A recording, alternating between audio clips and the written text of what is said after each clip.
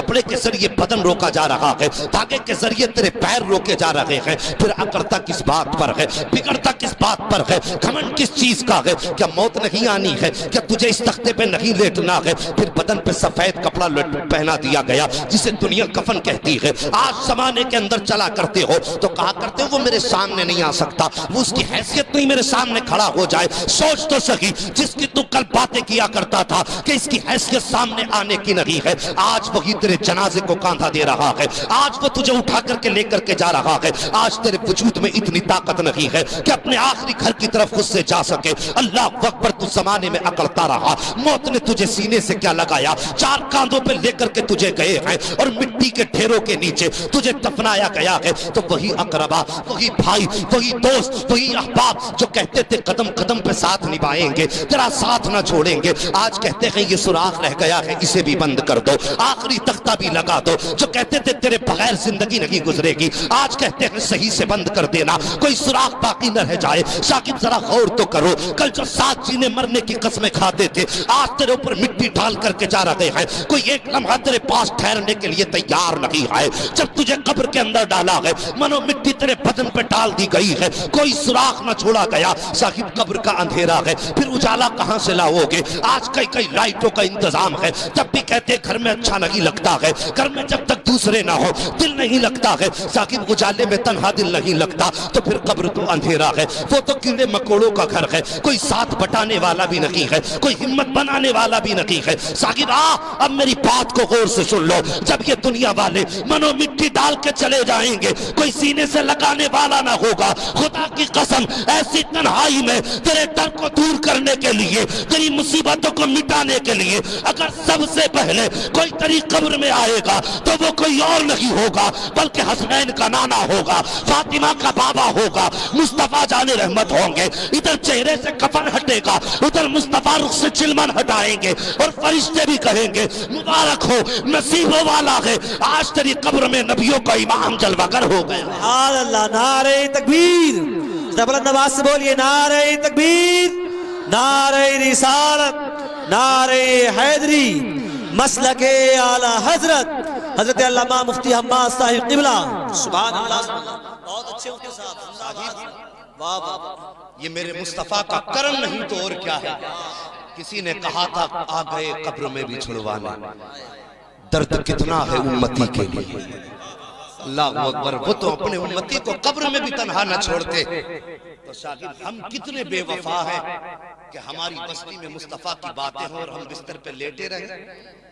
क्या तुमसे मुस्तफा को प्यार नहीं है या तुम्हें मुस्तफा से प्यार नहीं है?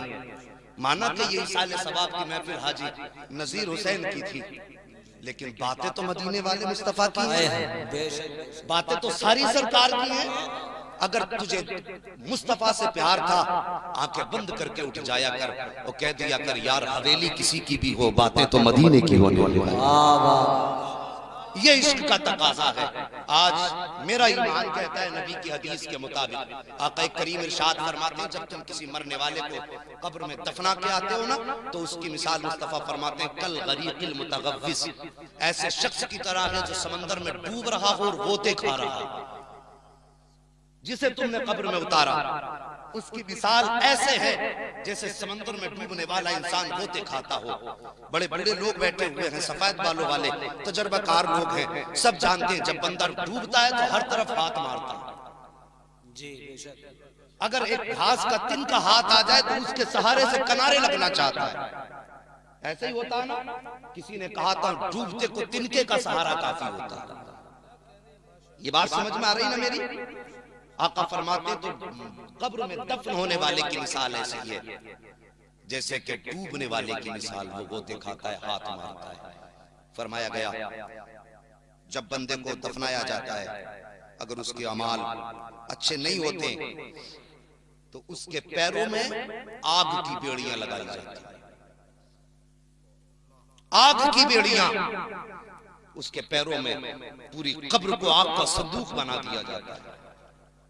फिर फरमाया मेरे मुस्तफा फरमाते हैं फिर कोई उसका चाहने वाला, उससे मोहब्बत करने वाला, चाहे उसका बेटा हो, उसका दोस्त हो, उसका बाप हो, उसका भाई हो, उसकी माँ हो, उसकी बहन हो, कोई भी रिश्तेदार हो, फरमाया जब वो उसके हक में हाथ उठाते और हाथ उठा के कहते हैं अल्लाह मेरे भाई को बख्श दे, अल्लाह मेरे बाप को बख्श दे, फरमाया गया अचानक उसकी कब्र में नूर आ जाता है, नूर आता है उसकी कब्र में और रोशनी ही रोशनी। फिर वो कहता है फरिश्तों बताओ तो सही, जब मुझे दफनाया गया तो अंधेरा था, जब मैं पापी था मेरे सर पे तो गुनाहों की गठरी थी, मेरे अमल का मामला तो ये कब्र को आग का संदूक बनाया गया। अचानक ये ठंडी हवाएं किधर से आ रही हैं और मेरे पैर की बड़ी बेड़ियां क्यों खुल गई, ये नूर के झोंके कब्र में किधर से आ रहे हैं। तो फरिश्ते कहते हैं मुबारक हो, आज तेरे बेटे ने मुस्तफा के जिक्र की महफिल आबाद कर रखी है।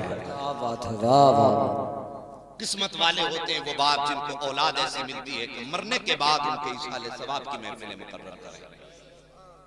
हाँ, वरना हमने तो देखा लोग सिर्फ लकीर पीटा करते हैं। 40वें भगोने बन जाएंगे 40-40, वो इसलिए कि कल रिश्तेदार आ रहे हैं, दोस्त आ रहे हैं, आप आ रहे उन्हें खिलाना भाई, दिखाना, पता चलना चाहिए हाजी जी के बेटे ने इंतजाम करा। दुनिया कहेगी हाजी जी के बेटे ने सिर्फ 40वें के दिन का खाना नहीं किया बल्कि रात को मुस्तफा के नाम का तराने की भी महफिल आबाद की। हाँ हाँ, तो ये मिजाज है हम लोगों के। तो साहिब, मरने वाले के लिए ये बड़ी बरकत की बातें हैं कि मुस्तफा के जिक्र की महफिल आबाद हो। लोग हमसे कहते हैं बड़ा ताज्जुब का मामला यार सुन्नियों में, बेटा पैदा हो तब मिलाद होती है, कोई मर जाए तब मिलाद होती है, हर जगह मिलाद ही मिलाद। हम सीधी सी बात कहते हैं, हम अपना एक उसूल है, मरने की तरफ देख न जीने की तरफ देख, जब चोट लगे दिल को मदीने की तरफ देख। हमारा उसूल ये है, हमें खुशी मिलती है तब भी मदीना याद आता है और हमें गम मिलता है तब भी मुस्तफा का मदीना याद आता है। इसलिए कि हम ये मानते हैं कि हमारी कोई भी खुशी हमारी अपनी नहीं होती है, हर खुशी का झोंका गुंबदे खजरा से टकरा के आया। और मर्ज अगर कोई भी लगे, गम कोई भी हो, तो अपना उसूल हम जानते ये हैं कि उसका इलाज दुनिया के पास नहीं है, उसका इलाज गुंबदे खजरा के आका के पास है। हम तो इसी बुनियाद पे नबी नबी करते हैं, सिर्फ इस बुनियाद पे आका का नाम लिया करते हैं कि कयामत के दिन जब अच्छे आए तो मुस्तफा हम पापियों को देख के कहते हैं फरिश्तों आने दो, ये माना कि ये तुम्हारे साथ पारसा हैं, ये नमाजी जा रहे हैं, ये गाजी जा रहे हैं, ये हाजी जा रहे हैं, ये पारसा जा रहे हैं। काश मुस्तफा हाथ उठा के कह दें फरिश्तों छोड़ दो, जब दुनिया सर्दी में बिस्तर में लेटी थी, ये तन्हाई में बैठ करके अपने बिस्तर छोड़ करके मेरे नाम की महफिलें सजा के बैठे थे, इन्होंने सर्दियों में अपना घर-बार छोड़ दिया था, आज मैं इनको हाथ पकड़ के जन्नत का परवाना देना चाहता हूं। सुभान अल्लाह, वाह वाह वाह, जिंदाबाद, नारे तकबीर, नारे रिसालत, मसलके आला हजरत हजरत अल्लामा मुफ्ती हम्माद साहिब क़िबला, महफिले ऐसाले सवाब। सुभान अल्लाह। साहिब, मौत जब आती है तो वो किसी की उजड़ती गोद नहीं देखती, मौत जब आती है तो ये भी नहीं देखती कि बाप के आंसू निकलेंगे, माँ के जिगर पे क्या गुजरेगी, भाई के कलेजे पे क्या होगा। मौत जब आती है तो सारी दुनिया से नजर फेर के सिर्फ अपने मकसद की तरफ आती है। बेशक बेशक, आज तक मौत ने किसी के दरवाजे पे इजाजत नहीं ली, लेकिन हाँ मेरे नबी का वो दरबार है जहां पे मलकुल मौत भी आए तो इजाजत मांग रहे। सुभान। मगर साहिब याद रखना, जज़ाकल्लाह, साहिब याद रखना, मौत एक ऐसा दाग है जो हर सीने पे लगा है। न इसने बादशाह को बख्शा है, न इसने अमीर को बख्शा है, न वजीर को बख्शा है। मौत जब आई है तो बड़े अच्छों की आंखों में आंसू दिए। मरने से पहले मरने का इंतजाम कर लो। हमारा मामला तो ये है, अगर भाई की 4 बीसे मिल जाए तो हम 4 बीसे पे सांप बन के बैठ जाते हैं। मिजाज है हमारा, सांप बन के बैठ जाते हैं। साहिब एक दिन मरना है, बचना नहीं है, और मौत जब आएगी ना तो एक एक रत्ती का हिसाब अल्लाह लेगा। यहां तक फरमाया गया अगर तुमने चलते फिरते किसी के खेत के धान के पेड़ में से एक दाना तोड़ा, तोड़ के उसे मुंह में रखा, फरमाया गया तुमने छिलका यहां डाल दिया, एक दाने का छिलका दांत में रख देते, हमारा सूत के हाथ चल रहे हैं, पता ही नहीं किसकी तोड़ दी, किसकी बर्बाद कर दी। निकला जा रहा पट्टियों पे, देखो मेंढों पे धोरे के धोरे बालें नहीं दिखती। कुछ नहीं मिलता, यूं ही मारा हाथ सट्ट से, बाल सूंघ दी पूरी, 4 दाने खाए बाकी फेंक दिए। अल्लाह के यहाँ हिसाब देना। फरमाया गया तूने मुंह में एक दाना रखा ना और मुंह से छिलका उसका ऐसा फेंक दिया। फरमाया गया छिलका कहाँ फेंका उसका हिसाब अलग होगा और तूने दाना जो खाया उसका हिसाब अलग। तैयारी करें हम मौत की। हम तो बीगे बीगे खा जाते हैं, डकार तक नहीं आती। और सबसे बड़ा हाजी बन के बैठा बंदा, दूसरों के हक खा के अगर हज किया तो क्या किया, किसी का दिल दुखा के अगर मस्जिद आबाद की तो क्या की। मजा तो तब था किसी का वीरान दिल आबाद कर देता। मजा तो तब था किसी रोते हुए के लबों पे मुस्कुराहट दे देता। हमने तो यहाँ तक देखा लोग चिल्ले कर रहे हैं जी, एतकाफ में बैठते हैं, एतकाफ में अब्बा बीमार पड़ा बिस्तर पे, वो एतकाफ में बैठे। माँ को दवा की जरूरत है, बच्चा एतकाफ में कुरान पढ़ रहा है रमजान में। तुझे क्या लगता है माँ बिस्तर पे दवा के लिए रोती रहे और तू एतकाफ करेगा, अल्लाह राजी होगा? रब फरमाता सुन, अगर माँ बाप को सता के तू कोई भी इबादत करेगा मैं सारी इबादत तेरे मुंह पे मांगूंगा। अगर इबादत कबूल कराना चाहते हो तो पहले दुखे दिलों का इलाज करो। अगर तुम किसी दिल का इलाज न कर सके तो इबादत अपनी जेब में रख के मर जाओ। रब को तुम्हारी इबादत की जरूरत नहीं। ये बात ज़हन नशीन कर लेना। अल्लाह अकबर, लोगों के हक आगे टकारे ही नहीं आती। मगर याद रखना साहिब, अगर अल्लाह ने मुझे ये तुम्हें पावर दी है तो घमंड न करना, इतराना मत। अल्लाह ने अगर ताकत दी है तो ये मत सोच लेना जहां तक नजर जा रही हो सब अपनी अपनी। कहते हैं ना अमीर के जबर के दौरे कब्र भी अच्छी नहीं। एक कहावत है बड़े बोलों में हमने सुनी है साहब, हमें कहा जाता है कि जबर के दौरे कब्र भी अच्छी नहीं होती। तो मैं कहता हूँ साहिब एक बात याद रखो, तुम ये मत समझ लेना अगर आज कोई गरीब है तो उसकी कोई सुनने वाला नहीं है, उसका कोई हिमायती नहीं है, उसका कोई हमदर्द नहीं है, ये मत सोच लेना। याद रखना मेरे आका फरमाते हैं कांटा उम्मती को लगता है तो दर्द मदीने वाले को हुआ करता है। अल्लाह अकबर। मेरे नबी ने ऐलान फरमाया था मेरे सहाबा ऐसी छत पे मत लेट जाना जिस छत की 4 दीवारी ना हो, ऐसी छत पे मत लेट जाना जिसकी 4 दीवारी रुकावट ना हो। सहाबा अर्ज करते हैं आका किस लिए? मेरे नबी फरमाते हो सकता है किसी को नींद में चलने की आदत हो सकता है कोई नींद में उठ के चलने लगे, अगर 4 दीवारी नहीं होगी तो पैर फिसलेगा, मेरा उम्मती नीचे गिर जाएगा। आका फरमाते सहाबा जब उम्मती नीचे गिरेगा तो उसका हाथ टूटे या उसका पैर टूटे उसको चोट बाद में लगती है, मदीने वाले को दर्द पहले हुआ। खंजर चले किसी पे तड़पते हैं हम अमीर, सारे जहां का दर्द हमारे जिगर में है। मेरे नबी ने उम्मत से इतना प्यार किया, किसी को सताने से पहले 100 बार सोच लेना। माना कि दुनिया में प्रधान प्रधान सब इसके खिलाफ हैं, मगर याद रखना मदीने वाला अपने कमजोर उम्मती के साथ है। और खुद मेरे आका ने फरमाया मैदान क़यामत में मैं अपने गरीब उम्मतियों की सफ में खड़ा हूं।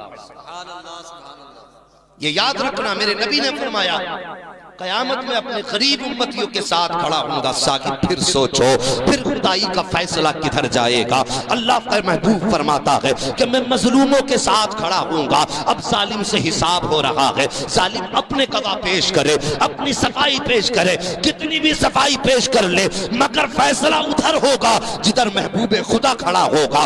आका फरमाते हैं जालिमों की अलग जमात होगी, मजलूमों की अलग जमात होगी। सुनो रब का करम उधर बरसेगा जिधर मदीने वाले की नजरें करम पड़ती है। सुभान अल्लाह सुभान अल्लाह, वाह वाह वाह। किसी को सताने से पहले हमें 100 बार सोचना चाहिए, लेकिन आज पता ही नहीं है। मेड़े की मेड़े हड़प कर जाते हैं, कहते नहीं जी हैं पीछे अब्बा के जमाने में कि नाप ले यार 4 शरीक थे ना, 4 बीघे एक एक हो गई, मैं क्यों नापूं? जिसकी ज्यादा है वो तो नापने ही तैयार नहीं। एक बात बताऊं, एक बादशाह था, उसके महल की थोड़ी सी दीवार टेढ़ी हुई थी। जवानों बड़े बूढ़ों की जिंदगी तो गुजर गई और अब हमें अपनी जिंदगी गुजारना है। बस बहुत गौर से इस बात को सुनना। उसके महल की दीवार थोड़ी सी टेढ़ी हो रही थी इस वजह से कि उस जगह पे गरीब खातून का झोपड़ा था।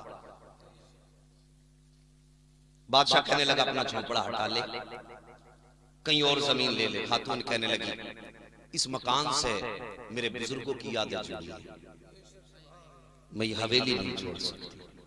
तेरी नजर में ये फूस का छप्पर है लेकिन मेरी नजरों में ताजमहल से ज्यादा अजीज है। जवानों बुजुर्गों की यादें मिटाया ना करो। इनको देखने में बड़ों के बाद बड़ों की यादें ताजा हो जाती हैं। बाप के हाथ की अगर कोई दीवार है तो उसे सलामत रखना, इसलिए कि जब कभी बाप की याद आए ना, बाप की बनी दीवार देख लेना, अल्लाह की कसम ऐसे ठंडक दिल पे पड़ जाएगी जैसे बाप का चेहरा देख लिया। हाँ हाँ, अपने बुजुर्गों की यादें मिटाया ना करो, ये मुसीबत वक्त में तसल्ली देने के काम आती है। जब आंखें बरसती हैं तो खुदा की कसम फिर यही दीवारें आंखों को ठंडा किया करती हैं। खातून ने कहा था मैं इसे नहीं बेच सकती और ना इसे छोड़ सकती हूँ, इसके बदले में सारा जमाना भी देगा तो मेरे किसी काम का नहीं है, इसलिए कि इससे मेरे बुजुर्गों की यादें ताजा होती हैं, इससे मेरे बुजुर्गों के यादें जुड़ी हुई हैं। खातून ने इतना का इनकार कर दिया। इत्तेफाक से खातून घर छोड़ के कुछ दिन के लिए कहीं चली गई। जब वापस आई तो क्या देखती है, उस जगह पे झोंपड़ा नहीं था, उस जगह पे उस औरत का मकान नहीं था। उसने आके लोगों से कहा, लोगों मेरा मकान क्या हुआ? मैं जब गई थी तो अपना मकान छोड़ के गई थी। लोगों ने कहा, खातून जब तूने घर छोड़ा बादशाह को मौका मिल गया, इसने वजीरों को हुक्म देके तेरा मकान तोड़वा दिया और उसकी अपनी दीवार महल की सीधी कर ली है। अल्लाह अकबर। खातून ने इतना सुना है, तुम्हें क्या लगता है एक बादशाह का मुकाबला एक बूढ़ी औरत कैसे कर सकती थी? वो बूढ़ी औरत जिसके सर पे न शोहर का साया है, न घर के अंदर बेटे का नाम का चिराग जलता है, आज तन्हा खातून है। अल्लाह अकबर। जैसे उसने अपने घर के टूटने की दास्तान सुनी, उसका दिल टूट जाता है, आंखें बरसने लग जाती हैं। मजबूर थी, क्या करती? दुनिया देख रही थी कि कुछ देर रोएगी, चुप हो जाएगी, लेकिन दुनिया को पता ना था अगर बादशाह के पास ताकत है तो उसके पास भी कोई ताकत जरूर होगी। उस खातून ने टूटा घर देखा, आंख में आंसू आए और यूं दामन फैलाया और आसमान की तरफ निगाह उठा के कहती है, ए मेरे परवरदिगार, माना कि मैं अपने घर में नहीं थी, मुझे तो अपना घर नहीं दिखाई दे रहा था, लेकिन तुझे तो दिखाई दे रहा था। माना कि मैं नहीं थी लेकिन तू तो मौजूद था। ए परवरदिगार, ये मेरी अदम मौजूदगी में टूटा, मुझे गम नहीं है, लेकिन तेरी मौजूदगी में टूट गया, ये सदमा उठने नहीं देता। अल्लाह अकबर। इतना कहना था, अचानक जमीन फट जाती है, पूरा महल जमीन में चला जाता है। खातून कहती है, ओ दुनिया वालों, किसी को तन्हा मत समझना, जिसका कोई नहीं होता उसकी खुदा की रहमतें हुआ करती। सुभान अल्लाह। नारे तकबीर, नारे रिसालत, मसलके आला हजरत, उलमाए अहले सुन्नत, हजरत अल्लामा मुफ्ती हम्माद साहिब क़िबला। सुभान अल्लाह। जिंदाबाद। साहिब बड़े बड़े गए, खाली हाथ थे। बड़े बड़े बादशाह सिकंदर ने कहा था, जब मेरी मौत आ जाए मेरे दोनों हाथ कफन के बाहर निकाल दे। सिकंदर कहा कि जब मेरी मौत आ जाए तो मेरे दोनों हाथ बाहर निकाल देना। लोगों ने कहा, सर जनाब मोहतरम, ये तो उसूल के खिलाफ है, आप हाथ क्यों निकलवा रहे हैं बाहर? कहने लगे, ताकि दुनिया को ये पता चल जाए, दुनिया में बादशाहत करने वाला सिकंदर, दुनिया पे राज करने वाला सिकंदर, जब माँ के पेट से दुनिया में आया था तब भी खाली हाथ था, और जब दुनिया से गया था तब भी खाली हाथ था। कुछ तो तैयारी कर ले हम। हराम लुक्मों से बचो। आज साइंस ने तहकीक की कि नस्लें 80% हराम कमाई से बिगड़ रही हैं और 20% मुआशरे से बिगड़ गई। मुझे एक बात बताओ, अब मैं अक्सर खेत वाले लोग हैं, अगर हम खेत में गलत इलाज के लिए गलत दवा डाल दें तो फसल खराब होती है क्या आबाद होती है? गलत दवा डालने से फसल खराब होती है, हराम रोजी खिलाने से नस्ल खराब होती है। ये याद रखना। आज अगर हमारे हाथ रोजी ना लगे, जायज की ना मिले, तो हम में से कुछ लोग ऐसे हैं जो हराम हलाल की तमीज नहीं करते। रब को भूल करके हम अपने जराए पे कूद पड़ते हैं। कोई ब्याज पे उतर आया, कोई सूद पे उतर आया, कोई जुए पे उतर आया। क्यों बच्चे पाल रहे हैं? नहीं बंदे, तूने रब की चौखट को नहीं पहचाना है। अगर गुर्बत तेरे घर आई थी तो अल्लाह का दरवाजा तो खुला था, अगर मुसीबतें थी तो रब की रहमतें तो आवाज दे रही थी। साहिब, अपने बच्चों की हलाल रोजी का इंतजाम किया करो। और मेरी माँ बहनों, आप भी बैठी हो, तवज्जो से सुन रही हो, मेरी बात गौर से सुनना। अल्लाह अकबर। जब शोहर घर से निकला करे कमाई के लिए, लिए हाथ पकड़ के दरवाजे पे आके इतना कह दिया करो, परदेश कमाने जा रहे हो याद रखना, हलाल का लुकमा मिले तो लेके आना, हराम का लुकमा मिले तो घर के अंदर कुछ मत लेके आना। कि हम बच्चों को खाली पेट तो सुला सकते हैं, उनके मुंह में हराम का लुकमा देकर उन्हें जहन्नम का ईंधन नहीं बना सकते। बहुत अच्छी बात है, ये तुम्हारी भी जिम्मेदारी बनती है। लेकिन हमारे घरों के हालात ये हैं, बीवी कहते हैं नहीं मुझे सूट 2800 का चाहिए, तू कहीं से भी लेके आ। अगर शोहर हराम काम की तरफ हाथ बढ़ाता है उसकी जिम्मेदार औरत भी होती है। तुम कितनी भी पारसा बन जाओ, मैं कितना बड़ा वली बन जाऊं, लेकिन कायनात में कोई सैयदा फातिमा से ज्यादा पारसा नहीं है। हजरत अली से ज्यादा कोई दयानतदार नहीं हो सकता। एक दिन दरवाजे पे कोई आ गया मंगता, घर में कुछ नहीं था। सैयदा ने देखा घर में कुछ नहीं, अपनी चादर उठाई और हजरत अली के हवाले कर दी। अंदाज़े बयां मेरा बहुत शौक नहीं है, शायद के उतर जाए तेरे दिल में मेरी बात। चादर उठाई दे दी अली जी, फातिमा का घर में कुछ है नहीं। साइल दरवाजे पे लो ये चादर बेचा। अल्लाह तवज्जो से सुनना, हजरत अली ने चादर ली, बाजार गए, बेची। गालिबन 10 दिरहम की वो चादर बिकी। वापस आ रहे थे, रास्ते में कोई फकीर मिला, कहने लगा अली सुना है तुम्हारे दरवाजे से आज तक कोई खाली नहीं गया। मेरे बच्चे भूखे हैं, कुछ दे दो। तो जितने पैसे हजरत अली की जेब में चादर के थे सारे निकाल करके साहिल के हवाले कर दिए। कितने थे? 10 दिरहम उठा करके साहिल के हवाले कर दिए। आज मैं हूं तो सोचूंगा यार इसे दे दिए, मेरे बच्चे क्या खाएंगे।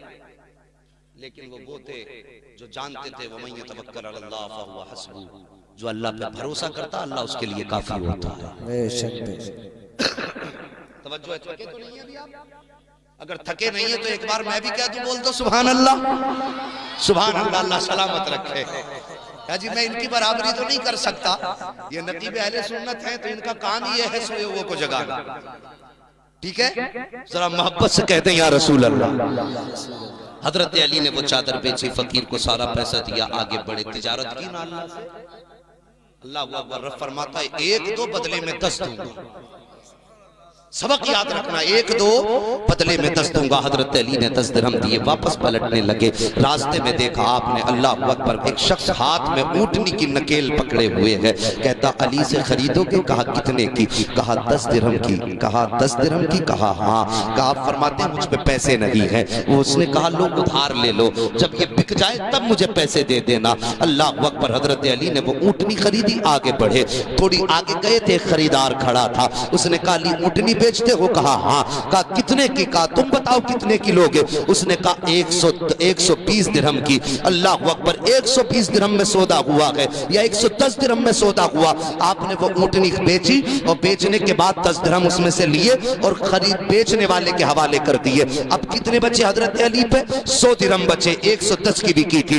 आए हैं घर के अंदर, सैयदा दरवाजे पे खड़े होकर इस्तकबाल करती हैं। हजरत अली ने जेब से 100 दिरहम निकाले और सैयदा की गोद में जब डाले थे। अल्लाह अकबर। बीवी थी, खुश हो जाना चाहिए था, मेरे सरदार बड़ा पैसा लेकर के आए हो। लेकिन आपने जैसे अपने दामन के अंदर 100 दिरहम देते हैं, फौरन हजरत अली का चेहरा देख के कहते हैं अली मेरे सरताज, मेरे शोहर, तुम पारसा हो मैं जानती हो, तुम चोरी भी नहीं कर सकते हो, तुम झूठ भी नहीं बोल सकते हो, लेकिन अली जरा एक राज बता दो, बात समझ में नहीं आ रही है। फातिमा कौन सी बात है? कि मैंने जो चादर तुम्हें दी थी उसकी कीमत तो इतनी नहीं थी जितने तुम पैसे लेकर के आए हो। ए अली बताओ तो सही कहां से लाए हो? अल्लाह अकबर। ये नबी की बेटी है, किससे पूछ रही है? उससे पूछ रही है जिसको खुदा ने वलियों का सरदार बनाया है। सैयदुल औलिया से पूछ रही है कि बताओ तो अली ये लाए कहां से हो? हजरत अली कहते हैं फातिमा परेशान ना हो, मैंने अपने रब से तिजारत की थी। कहा कैसे तिजारत? आप फरमाते हैं आपकी चादर 10 दिरहम में बिकी थी, मैंने 10 के 10 अल्लाह के नाम पे दे दिए। रब फरमाता है 1 दोगे 10 दूंगा, मैंने 10 दिए थे, अल्लाह ने बदले में 100 अता फरमा दिया। सुभान अल्लाह, सुभान अल्लाह,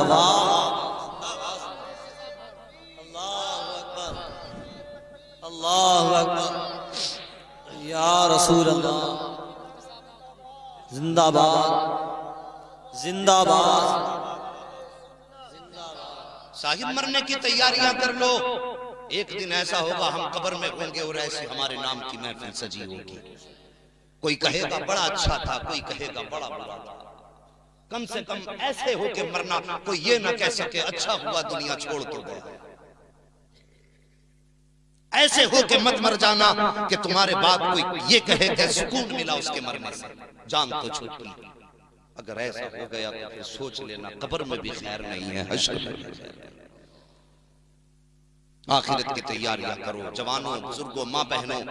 मैंने कहा था हलाल की तरफ बढ़ो, हराम से बचते रहो, हराम से बचते रहो। आओ एक बात याद आ गई, बड़ी तवज्जो से इस बात को सुनना। एक बड़ा गरीब आदमी था, घर में फाके कई दिन से, कभी मिल जाता कभी खा लेते, कभी नहीं मिलता कभी फाके, ऐसे जिंदगी गुजरती रही। एक मर्तबा ऐसा हुआ 2 दिन गुजर गए, बच्चों को कुछ खाना ना मिला।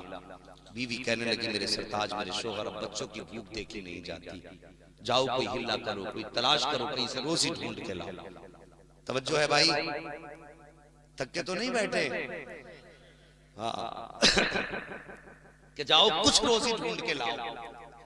शोहर ने कहा ठीक है, फजर की नमाज पढ़ी और शोहर ने कहा लाओ थैला दो, मजदूरी हो गई तो राशन लेके आओ।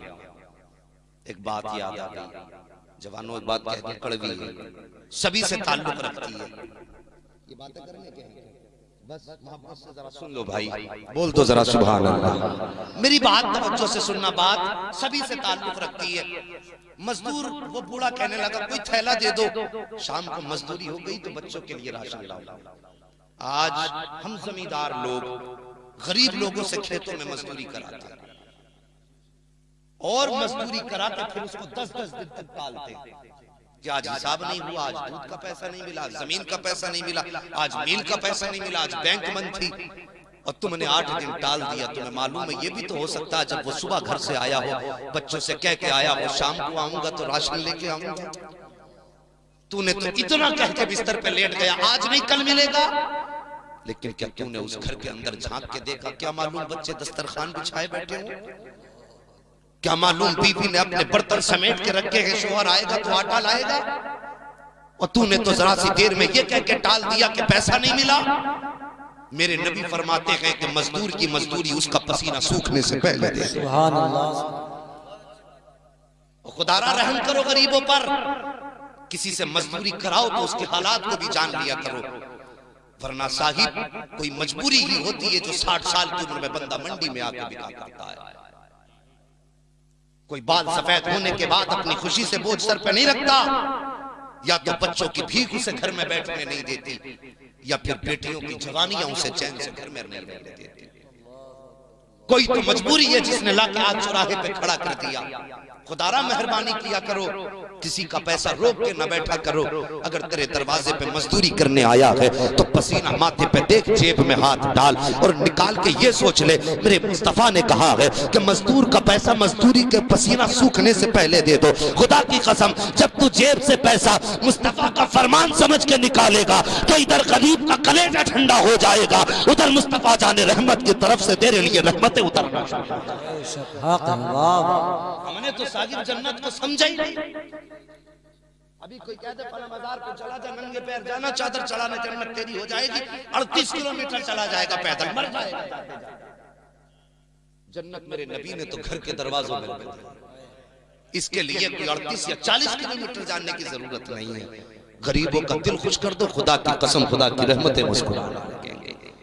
हाँ हाँ, तो मेहरबानी किया करो, मजदूर आए तो उसकी मजदूरी जल्दी दिया करो। इतनी बात समझ में आ गई? अल्लाह सलामत रखे सबको। बस बहुत जल्द में बात समेटने लगा हूँ। बीवी से मजदूर उसने कहा कि लाओ थैला दो, उसने थैला दिया, घर से चले। बीवी ने खुदा हाफिज कहा, आया मंडी में। मैं अक्सर आपने देखा होगा मुरादाबाद में भी मंडी को जो मजदूर लोग खड़े होते हैं ना, ऐसे जाके मजदूरों की लाइन में खड़ा हो गया, लेकिन बाल सफेद थे, अदरानी उम्र से ज्यादा था। जो भी आता जवान का हाथ पकड़ कर लेके चल देता, जो भी आता ताकतवर का हाथ पकड़ के चल देता। अल्लाह अकबर लिखा हुआ है, जब इसे कोई नहीं छूता तो कुछ लोगों से इसने खुद आगे बढ़ के कहा साहिब मुझे ले चलो। किसी ने कहा बाबा ये तेरी उम्र मजदूरी करने की नहीं है, वापस चला जा। तो वजन क्या उठाएगा, अपना सब कुछ से नहीं संभलता। अल्लाह अकबर। 2-3 लोगों ने ये जवाब दिया, सब ताकतवर लेकर के चले गए। और मेरे भाई मैं तुमसे गुजारिश करता हूँ, मेहरबानी करना, अगर अल्लाह ने तुम्हें साहिब सरवत साहिब दौलत बनाया है, अल्लाह ने तुम्हें गुंजाइश दी है, तो जब तुम ताकतवर मजदूर लाया करो तो कम से कम एक कमजोर मजदूर भी ले आया करो। हो सकता है कोई उसे मंडी में कमजोर समझ के न लेके जाए, लेकिन तुम मुस्तफा का उम्मती समझ के उसका हाथ पकड़ लिया करो। मैंने माना तेरे खेत में काम कम करेगा, मैंने माना तेरे मकान की ईंटें कम उठाएगा, लेकिन खुदा की कसम तू जिसको 500 300 400 दे रहा है, तो उसको भरपूर ईंटें उठाने की वजह से दे रहा है, लेकिन किसी कमजोर को